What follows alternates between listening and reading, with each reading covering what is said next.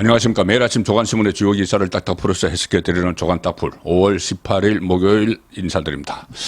윤석열 대통령의 국정운영 지지율이 올라가고 있다는 여론조사 결과가 속속 나오고 있습니다.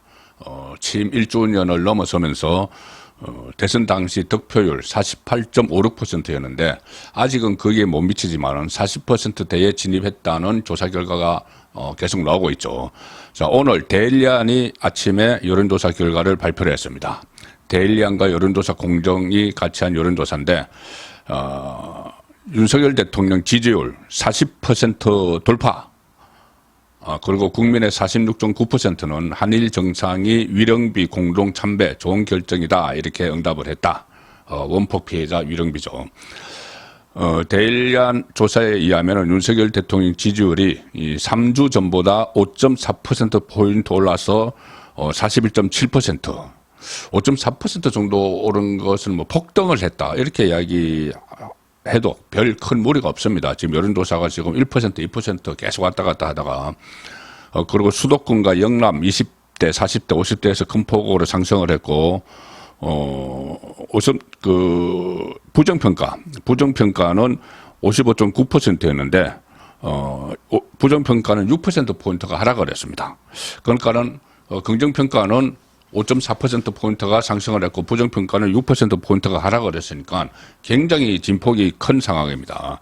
그런데 이것을 좀 지역별로 따져보면은 또 유의미한 결과가 나옵니다. 지금까지 텃밭인 영남권에서 계속 저조했다. 특히 부산, 울산, 경남도 그렇고 대구, 경북도 저조했다는 수치가 많이 나왔는데 오늘 이 여론조사에서는 이 부산, 울산, 경남의 경우에는 50.6% 지지율이 나와서 12.5%포인트가 폭등을 했습니다. 대구, 경북도 45%가 나와서 4.5%포인트가 올라갔고, 그리고 이 수도권 성부처죠. 총선이 1년 남았는데 성부처인 수도권에서도 대체로 경기 인천이 8.5%포인트 올라가고 서울이 5.4%포인트 올라가서 상승세를 보이고 있습니다. 다만 한 곳, 호남이죠. 강주, 전남, 전북인데 지금 지지율이 24.9%가 나왔는데 이것은 3주 전에 비해서 9.9%포인트가 떨어진 겁니다. 무려 10%포인트가 떨어졌죠. 특히 오늘이 5.18 기념일입니다. 그래서 이 국민의힘 윤석열 대통령도 오늘 강주로 갑니다. 자, 우선 그 기사를 보여드리겠습니다. 동아일보 기사인데 이 동아일보 6면 정치면 보시면은 여당 지도부 국회의원 전원 5.18 기념식 참석. 그래서 성난 호남 민심 달래기. 작년 이어서 2년 연속 5.18 묘제를 찾아갑니다. 지금 윤석열 대통령을 비롯해서 강주에서 현장 최고위원회도 연다. 여당 지도부는. 그리고 김재원 중징계에 이어서 쇄신 보여줘. 이것은 동아일보의 소제목입니다. 김재원 중징계에 이어서 쇄신 보여줘. 내년 총선 겨냥 중도 확장 기조 강화. 자, 이렇게 됐는데 김재원 중징계 다음 건 정지 1년이죠. 여러 가지 말실수가 있지만 그 중에서 5.18을 헌법 전문에 넣는 것에 반대한다 이런 이야기한 것.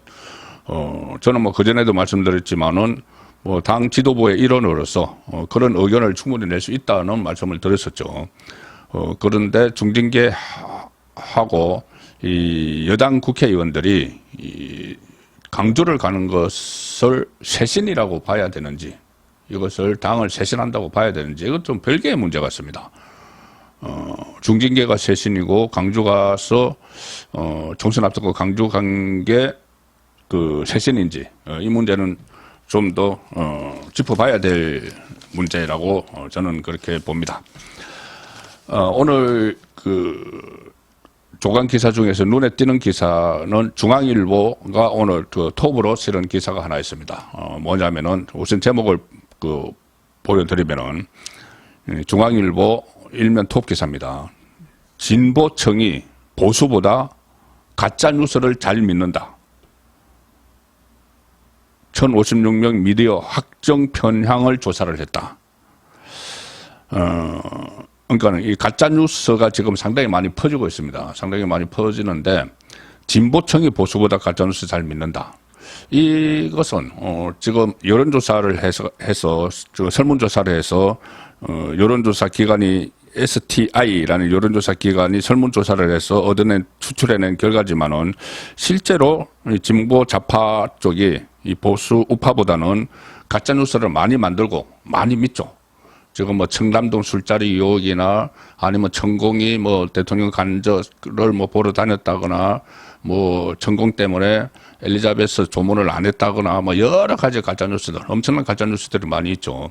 그런데 그것들이 사실이라고 아직도 믿는 사람들이 많이 있다는 겁니다. 진보층에서는 그것을 이 수치로 이제 추출해낸 겁니다. 이 가짜 뉴스를 믿는 것을 이게 여론 지금 설문조사하는 방식은 좀 복잡하기 때문에 제가 결과만 말씀을 드리겠습니다. 그 방식은 좀 복잡하게 지금 설계가 됐습니다. 그러니까 야당 지지층은 37%가 가짜 뉴스를 믿는다. 그리고 여당 지지층은 그 절반 정도, 18% 정도가 믿는다. 그래서 정치 성향에 맞춰서 뉴스의 진위를 판단을 하고 있다. 확정 편향이라고 하죠.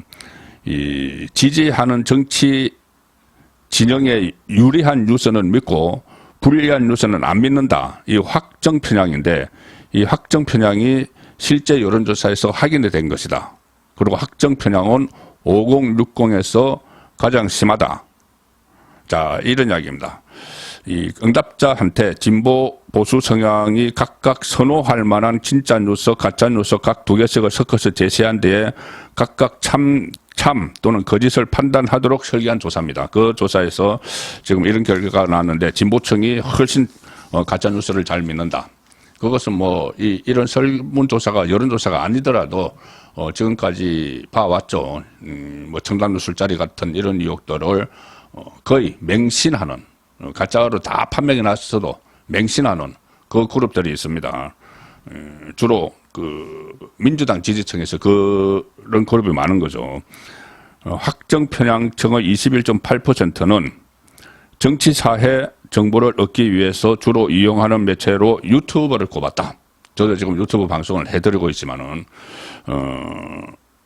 주로 정치 사회 정보를 얻기 위해서 유튜브를 보는데 서로 확정 편향이 서로 두드러졌다는 겁니다. 그런데 그 중에서 이 민주당 지지층, 진보 지지층이 한 2배 정도로 더 두드러졌다. 그리고 지금 코인 사태, 이 코인 사태에 대해서도 김남국의 코인 사태에 대해서도 이 무작정 검은 돈 유입설을 주장하거나 김남국 의원을 두둔하는 경향을 보였다. 양쪽으로 갈라서서. 자, 그래서 김남국 의원은 뭐 또 무작정 두둔하는 층이 있죠. 그 확정 편향을 가지고 진보 좌파 쪽에서. 그런데 이 검은 돈 유입설, 김남국에게 검은 돈이 유입됐을 것이다. 이것은 저도 계속 말씀드리는 겁니다. 저도 보수파 그 쪽에선 저도 이 검은 돈 유입설을 말씀드리는데 이것은 뭐 가짜 뉴스라는 것이 아니고 지금 양쪽이 그렇게 계속 제기를 한다는 거죠. 한쪽은 김남국을 막 두둔하고 한쪽은 뭔가 수상하다 이렇게 이야기하고. 그런데 뭔가 수상하다고 하는 것은 이유가 있기 때문에 지금 하는 겁니다. 그것을 제가 지금 신문들을 쭉 보여드리면서 보도된 내용들, 그리고 그 보도된 내용도 뭐 진짜냐 또는 가짜냐, 이것도 뭐 제가 나름대로 선별을 해서 소개를 해드리는 상황이죠. 자, 그래서 이 검은 돈 유입설을 제기하지 않을 수가 없는 것이 어제 제가 그 금융정보 분석원 FIU 그 시스템을 설계를 한 카이스트 교수가 이 김남국이 자금 세탁 혐의가 유력하기 때문에 그 AI가 판단을 해서 FIU의 이 전산 프로그램이 작동을 해서 검찰에 수사를 의뢰했다. 그 말씀을 드렸었죠. 그것은 아주 AI가 판별을 한 겁니다. 뭐 그냥 가짜뉴스 이렇게 칠 수가 없는 거죠. 그리고 무슨 뭐 검은 돈 무작정 제기하는 것이 아니죠. 그리고 오늘 TV조선은 이런 보도를 또 했습니다. FIU에서 그러니까 FIU에 김남국의 거래가 좀 이상하다 이렇게 신고한 쪽이 코인 거래소 업비트죠. 업비트인데 업비트가 제기한 의혹을 TV조선에서 보도를 했습니다. 자, 그 보도 내용이 뭐냐면은 단독해서 업비트, 이 업비트는 코인 거래소입니다. 김남국이 10억을 벌었는데 40억을 다른 곳으로 이체를 했다. 그래서 도대체 그럼 30억은 뭐냐? 소명이 안 돼서 FIU에 신고를 했다. 그리고 FIU는 검찰에 수사 의뢰를 했죠. 보도 내용은 이겁니다. 검찰이 김남국 의원의 코인 거래 내역에서 범죄 수익으로 의심되는 내용을 파악한 것으로 확인이 됐다. 확인이 됐다. 알려졌다 이런 거 아닙니다. 확인이 됐다. 왜 그러냐면은 업비트, 가상화폐 거래소에서 밝혔기 때문이죠. 업비트 쪽에서는 김남국이 낸 수익보다 30억 원을 더 다른 곳으로 이체한 사실을 이상하다고 보고 FIU에 신고한 것으로 드러났다. FIU로부터 범죄가 의심된다는 통보를 받은 검찰은 이 돈이 범죄 수익일 가능성을 의심하고 수사를 확대하고 있다. 이건 팩트죠. 그러니까 업비트가 김남국 거래 내역 중에서 가장 의심스럽게 본 건은 지난해 1월 말에 위믹스 코인 60만 개, 40억 원어치가 하루 만에 다른 전자지갑으로 옮겨졌습니다. 원래 이게 빗썸이라는 거래소에 있다가 업비트라는 거래소로 왔는데 다시 이 업비트에서 카카오 블랙체인 계열사의 지갑으로 빠져나갔다. 그러니까 대형 거래소가 아니고 개인 지갑, 뭐 우리로 치면 그냥 계좌입니다. 다른 그 은행의 계좌, 개인 계좌로 빠져나갔다. 그래서 당시 거래 내역상 실제 수익은 10억 원이 나왔는데 김남국이 얻은 수익은 그러니까 업비트에서 거래를 하면서 얻은 수익이 10억인데 다른 곳으로 이동한 코인은 30억이나 많은 40억 원이었고 그러면 30억 원이 뭐냐? 어디서 갑자기 들어왔느냐? 그래서 업비트는 이것을 이상거래다 해서 FIU에 신고를 한 겁니다. 그래서 이 FIU로부터 범죄 의심 정황을 통보받은 검찰은 지금 수사를 벌이고 있죠. 계좌 압수수색도 들어갔습니다. 이 30억 원이 부정한 정치 자금을 숨기거나 자금 세탁을 위한 게 아닌가 또 의심하고 있다. 자, FIU에서는 자금 세탁을 의심을 했죠. 그런데 그것이 부정한 정치 자금을 위한 자금 세탁, 이 가능성이 상당히 커지고 있는 겁니다. 한마디로 비자금입니다. 비자금, 자금 세탁, 비자금. 그럼 이 비자금을 30억 원, 또 더 플러스 다른 곳에서도 막 여러 가지 의혹들이 있죠. 이상 되는데 그럼 이게 과연 김남국 혼자 한 일일까? 이런 의문이 생기는 거죠. 자금 세탁, 개인 축제에 이용하기 위해서만 한 것일까? 이런 문제가 생기는 겁니다. 그래서 이재명 이름이 다시 나오는 거죠. 이재명, 김남국 코인 공동체 이야기가 나오고 있습니다. 자, 중앙일보 신명기사 보시면은 정치면인데 이 여론 나빠지자 결국 이재명, 김남국 윤리특위 제소 지시, 국회에 이 김남국을 윤리특위에 제소를 해야 된다는 국회의원들의 의원총회 결과를 묵살해 버렸죠. 이재명이. 그런데 갑자기 여론이 나빠지니까는 윤리특위에 제소해 이런데 이렇게 지시를 했는데 실제는 꼼수입니다. 일단 시간 벌기가 하나 있고 이 윤리특위에서 결정하기 전에 윤리자문위원회를 구성을 합니다. 그래서 거기서 최장 60일 그리고 숙려기간 20일, 80일 동안 일단 시간을 보는 것도 있지만 이것이 현혹입니다. 왜 그러냐면은 윤리특위에 제소하려면 이유가 있어야 되겠죠. 그 이유가 이재명이 이렇게 이야기를 했다고 합니다. 비공개 회의에서 이 상임위원회 활동 시간에 코인 거래를 한 것은 김남국 의원이 인정을 했다. 국회의원은 공직자 윤리 규범을 준수할 의무가 있는데 이에 대해 책임을 물어 윤리위 제소가 필요하다고 판단했다. 이렇게 이야기합니다. 뭐냐면은 상임위원회 활동 시간에 코인 거래를 한 것, 뭐 법사위, 한동훈 인사청문회 하면서 또는 헬로윈 대책회의에서 들락날락하면서 코인 거래한 것이 잘못됐다. 그것 때문에 윤리위에 제소를 한다. 이 이야기죠. 그런데 실제로는 좀 전에 말씀드린 여러 가지 범죄 혐의들, 정치 자금으로 의심되는 돈 세탁, 이런 문제들. 그 다음에 이해 충돌. 처음에 코인이 어디서 본인에게 유입이 됐는지, 본인은 돈 주고 주식 판돈으로 샀다고 했지만은 주식 판돈은 그대로 예금에 남아있기 때문에 어디서 들어왔는지. 이런 부분이 더 본질이죠. 그것이 본질이죠. 물론 국회 상임위원회 시간에 들락날락하면서 코인 한 것, 상임위원회에 자리에 앉아서 이 코인 거래한 것도 큰 문제지만은 본질은 과연 이 검은 돈이 실제로 있는지 이런 문제인데 그거 쑥 빼고 상임위원회 불성실해서 그러니 윤리위에 제소해. 그렇게 되면 이것만 가지고 하면은 제명까지 나오기는 어려울 수도 있죠. 자, 이거 꼼수입니다. 여당은 이 징계안, 본회의 회부를 앞당기자. 그러니까 숙려 기간도 좀 앞당기고 이 윤리자문위원회도 열지 말고 그냥 본회의에서 바로 처리하자 하는데 그렇게 안 하죠.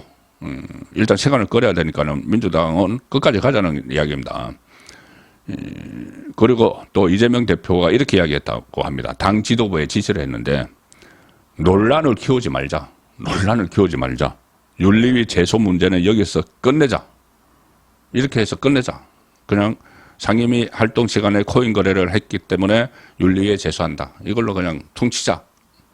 근데 절대 그렇게 될 수가 없죠. 검찰이 지금 수사에 들어가 있고 언론도 취재를 하고 전문가들은 이 상황을 굉장히 냉정하게 보고 있습니다. 자, 그래서 제가 김남국의 코인 이 문제를 잘 정리한 칼럼을 하나 소개를 드리겠습니다. 조선일보 오피니언면에 나온 칼럼인데 실온입니다. 조기동 경제 칼럼니스트. 김남국은 코인판의 0.01% 전주였다. 단순히 거래하는 사람이 아니고 전주였다. 그리고 가상자산 투자자가 627만 명인데 10억 원 이상 투자자는 겨우 900명이다. 그리고 발행량을 10%를 전체 코인 발행량의 10%를 한 번에 썰어 담기도 했다. 한 번에 썰어 담아서 자기가 10%를 가지고 있으면서 이것을 풀었다 당겼다 하면서 그 차익을 챙기는 그런 수법입니다. 그래서 김남국은 코인판의 타짜였다. 이렇게 정리를 합니다. 전문가가. 김남국의 코인 매매 행태는 그가 선량한 투자자가 아니라 사실상 전주이자 플레이어 선수로 뛰었다는 것을 잘 보여준다. 김 의원의 코인 보유가 문제가 된 것은 단순히 신고하지 않은 자산이 많아서가 아니다. 코인 시장을 통해 돈을 버는 과정이 정치인에게 용인될 수 없다는 데 있다. 그리고 코인 매매로 얻는 이득은 거래 상대방의 손해를 의미한다. 제로섬 게임이라는 거죠. 예를 들어서 1000명이 100만 원씩 모아서 한 명을 10억 원 부자를 만들어주는 현대판 개, 옛날에 하던 개 모임 있죠. 현대판 개가 코인 투자 대박의 본질이다. 한 명에게, 그러니까 가령 예를 들어서 1000명이 100만 원씩 모아서 한 명에게 10억 원 부자를 만들어주면은 나머지 999명은 100만 원을 다 잃는 거죠. 그런데 그것을 국회의원이 그것을 조정을 해가면서 했다는 이야기입니다. 다른 사람들은 빈털터리 만들면서 특히 젊은 정치를 강조를 하면서 청년 정치를 강조를 하면서 2030 세대들이 이 코인의 판에 들어가서 상당한 박탈감을 느끼고 했는데 국회의원이라는 지위를 이용해서 이 어떤 미공개 정보를 얻었는지 안 얻었는지는 지금 검찰이 수사 중이지만은 그런 특권을 충분히 활용할 수 있는 사실상 국회의원 세비를 받으면서 연간 1억 5천만 원 돈을 받으면서 이 국회의원 안 하고 코인에 열중했다는 것 자체만으로도 비난받아 마땅한 일이죠. 그리고 지금까지 알려진 것만 놓고 보면 김남국이 보유한 코인 가치는 한때 100억 원 전후에 달하는데 지난해 말 현재 10억 원 이상 가상자산 투자자는 겨우 900명. 거래소 가입한 627만 명 중 0.014%. 그리고 그가 수십억 원의 이득을 보는 과정에서 얼마나 많은 코인 거지가 탄생했을지 짐작하기란 어렵지 않다. 작코인이라 불리기도 하는 코인들에 투자하면서 리스크를 줄이려는 방편인지 이 김남국은 마켓 메이킹, 시장 조성에도 나섰다. 마켓 메이킹은 존재 가치가 없는 신생 코인을 띄우기 위해서 누군가 대규모 자금을 인위적으로 투입해서 해당 코인을 사고 팔아주는 행위다. 유동성 공급이라 부르는 이유다. 시세까지 본인이 막 조정을 한 거죠.